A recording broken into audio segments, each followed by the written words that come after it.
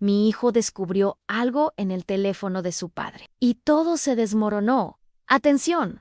Reinas, creí que tenía el matrimonio perfecto, hasta que mi hijo de 8 años tomó el celular de su papá y encontró algo que destrozó mi vida para siempre. Lo que descubrí después no solo destruyó mi matrimonio, sino que cambió la forma en la que veo el amor, la familia y la confianza. Si pensaban que nada podía sorprenderlas, prepárense, porque lo que estoy a punto de contarles no lo van a creer. Era un sábado por la mañana. La luz del sol entraba por la ventana. El aroma a café llenaba la cocina y yo canturreaba, convencida de que mi vida era perfecta. Daniel, mi pequeño de 8 años, jugaba en la sala, tranquilo, inocente, hasta que su teléfono se quedó sin batería y, sin pensarlo 2 veces, le dije a mi amor: toma el de tu papá. Está en la mesa de noche. Ese fue mi error fatal. 20 minutos después Daniel regresó, pero ya no era mi niño risueño. Su rostro estaba pálido, las manos le temblaban y sus ojos, llenos de lágrimas, parecían haber visto algo prohibido. Sostenía el celular como si le quemara la piel. Me agaché frente a él y le pregunté qué pasaba. Entonces, con esa vocecita inocente que rompe el alma, soltó la bomba mami. ¿Por qué papá tiene fotos de una señora sin ropa en su teléfono? El mundo se detuvo. El aire se hizo denso. El corazón me retumbaba en los oídos. En un instante, mi burbuja perfecta explotó en 1000 pedazos. Y lo que encontré en ese teléfono fue peor de lo que jamás imaginé. La confianza, esa palabra tan bonita que usamos para justificar nuestra ceguera. 15 años de matrimonio, 15 años de creer que éramos la pareja perfecta, la envidia de todas las reuniones familiares. ¡Qué ilusa! Pensaba que nuestra vida era un cuento de hadas, cuando en realidad era una tragicomedia de enredos.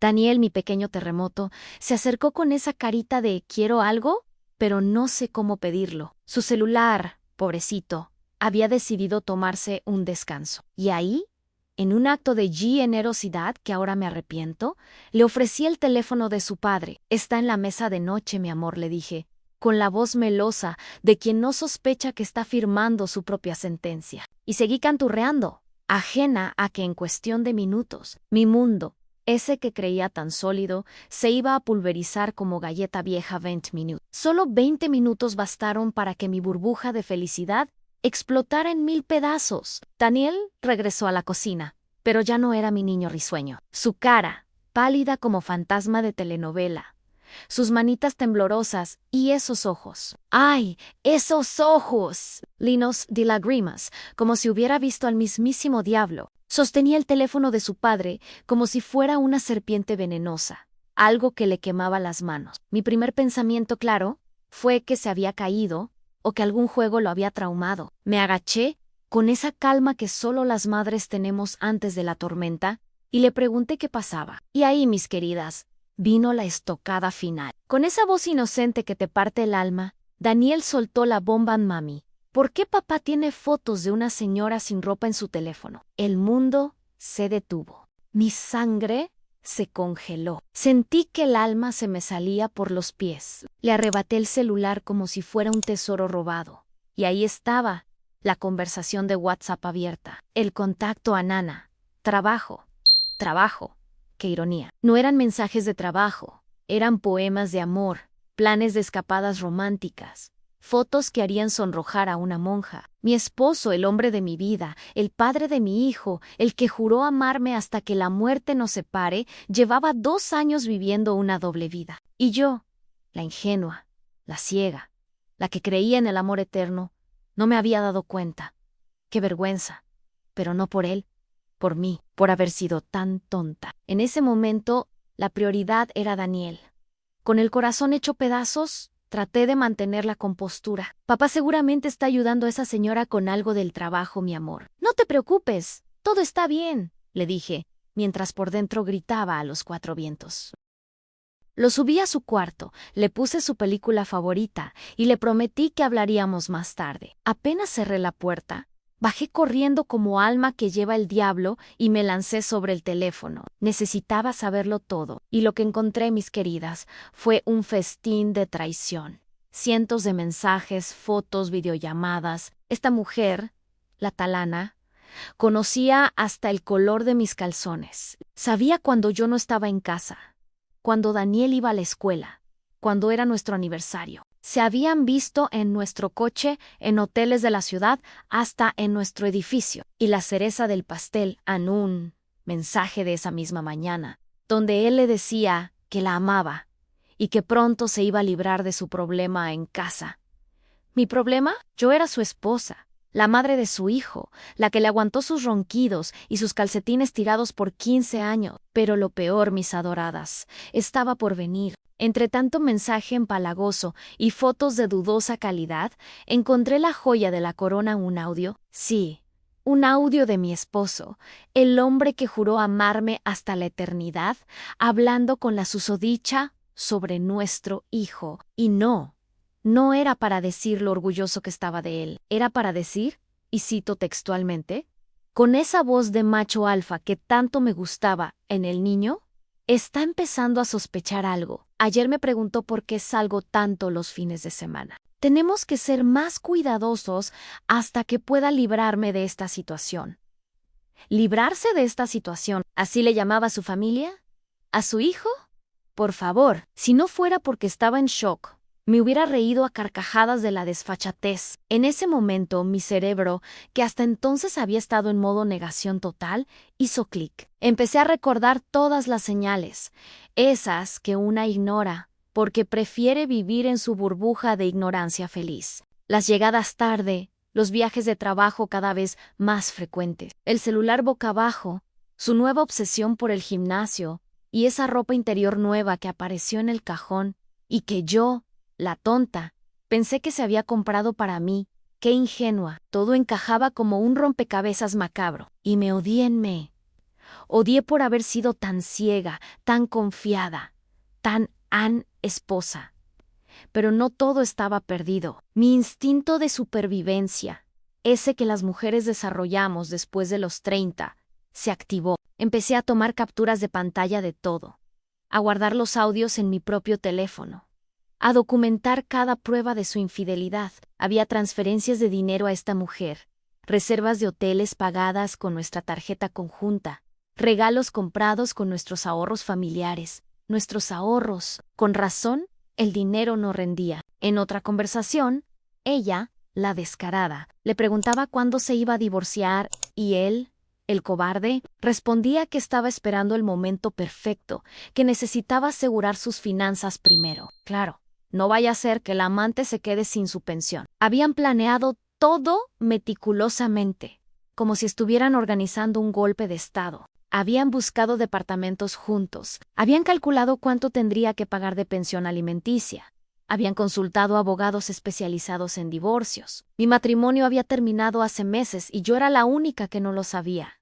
¡Qué humillación! Lo más devastador, mis queridas, fue descubrir que Daniel ya había visto cosas antes. En los mensajes, mi esposo le contaba a esta mujer que el niño había encontrado un regalo que él le había comprado a ella, escondido en el closet. También mencionaba que Daniel le había preguntado por qué su teléfono sonaba tanto durante las cenas familiares. Mi hijo había estado viviendo con esta tensión, con estas dudas, y yo, la madre protectora, no me había dado cuenta. Me sentí como la peor madre del mundo. Imprimí todas las conversaciones más comprometedoras. Guardé las fotos en una USB y copié todos los audios. Tenía suficiente evidencia para demostrar no solo la infidelidad, sino también el plan premeditado para abandonarnos. En uno de los últimos mensajes, fechado apenas 3 días antes, él le prometía a esta mujer que para fin de año ya estarían viviendo juntos, que solo esperaba cerrar unos asuntos pendientes primero. Asuntos pendientes, como si yo fuera un trámite burocrático. ¡Qué descaro! La tarde de ese sábado, cuando mi esposo regresó del gimnasio, la escena fue surrealista. Entró por la puerta con esa sonrisa de comercial de pasta de dientes, me dio un beso en la mejilla, preguntó qué había de almorzar y se quejó del tráfico. ¿El descaro? Yo lo observaba, con la bilis subiendo por mi garganta, y me daba asco su capacidad para mentir tan naturalmente. Daniel estaba en su cuarto, aún perturbado por lo que había visto. Y yo sabía que tenía que confrontar a este espécimen de inmediato. pero no frente a mi hijo, no. El show principal sería solo para adultos. Esperé hasta la noche, cuando Daniel ya estaba en el quinto sueño, soñando con superhéroes y mundos de fantasía, ajeno a la pesadilla que vivía su madre. Mi esposo estaba en la sala, viendo televisión, probablemente imaginando su vida de soltero con su nueva conquista. Me senté frente a él, con su teléfono en mis manos, como si fuera un arma cargada. Lo miré directamente a los ojos, esos ojos que antes me parecían tan sinceros, y le solté la bomba. Tu hijo vio las fotos de Ana esta mañana. El efecto fue instantáneo. Su rostro, antes tan relajado, se transformó en una máscara de terror. La sonrisa se le borró, los ojos se le abrieron como platos. Por primera vez en años, vi miedo real en él. Intentó quitarme el teléfono, balbucear excusas, mentir como siempre lo había hecho, pero yo ya tenía todas las pruebas guardadas. No había escapatoria. Le mostré las capturas de pantalla, le puse los audios donde hablaba de librarse de nosotros. Le enseñé las reservas de hoteles. Con cada prueba que le presentaba, él se hundía más en su silla, como si el sofá lo estuviera tragando. Era un espectáculo digno de un Oscar, si no fuera porque el dolor era real. Finalmente, ya sin poder negarlo, se derrumbó en mí, confesó todo. Me dijo que se había enamorado de ella, que llevaban 2 años juntos, que había querido terminar conmigo muchas veces, pero que no sabía cómo hacerlo. ¡Ay, el pobre! ¡Qué dilema tan grande! Que Daniel había sido un accidente que había complicado sus planes, pero que ya había decidido que quería construir una vida nueva.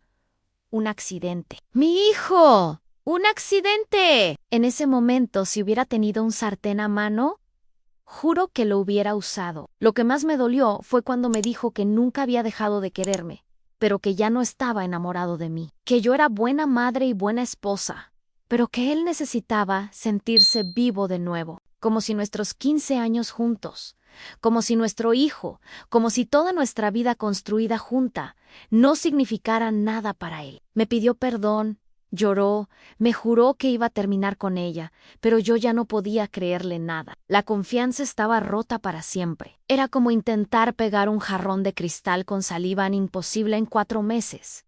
Mis queridas, 4 meses han pasado desde aquella noche de revelaciones, y mi vida, esa que creía tan estable, ha dado un giro de 180 grados. Inicié el proceso de divorcio más rápido de lo que tardó en decidir qué ponerme para salir. Con todas las pruebas que había recolectado, mi abogado, un tiburón con tacones, me aseguró que tenía un caso tan sólido como mi café de las mañanas. ¿Custodia completa de Daniel? Claro que sí. No iba a permitir que ese hombre, que llamó a mi hijo un accidente, tuviera más poder del necesario. Mi ex, porque ahora es eso. Un ex, vive con Ana en un departamento al otro lado de la ciudad. Lo ve a Daniel cada 15 días.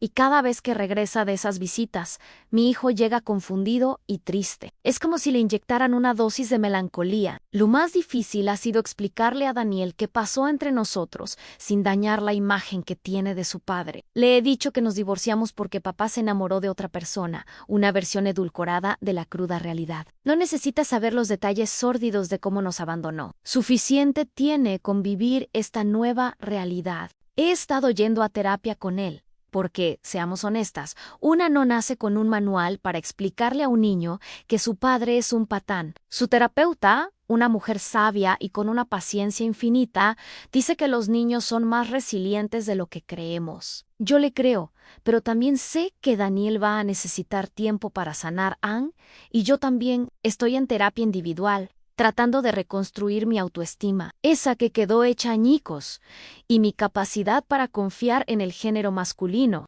Algunos días son más difíciles que otros. Hay noches en las que me despierto sintiéndome completamente perdida, preguntándome si toda mi vida adulta fue una mentira. Otras veces me siento fuerte, independiente, orgullosa de haber tenido el valor de enfrentar la verdad y proteger a mi hijo. Es una montaña rusa de emociones. Pero al menos ya no estoy en la casa de los horrores. Mis amigas, esas guerreras incansables, me han apoyado increíblemente. Algunas me confiesan que sospechaban algo, pero que no sabían cómo decírmelo. Otras me cuentan sus propias historias de infidelidad que nunca habían compartido con nadie. Me he dado cuenta de que este dolor que siento no es único, que muchas mujeres hemos pasado por esto, pero que rara vez hablamos abiertamente de ello. Es como un club secreto de las engañadas, pero sin el glamour. Daniel está aprendiendo a vivir en dos casas, con dos rutinas diferentes, con una realidad que jamás había imaginado. A veces me pregunta si papá y yo vamos a volver a estar juntos. Y tengo que explicarle una vez más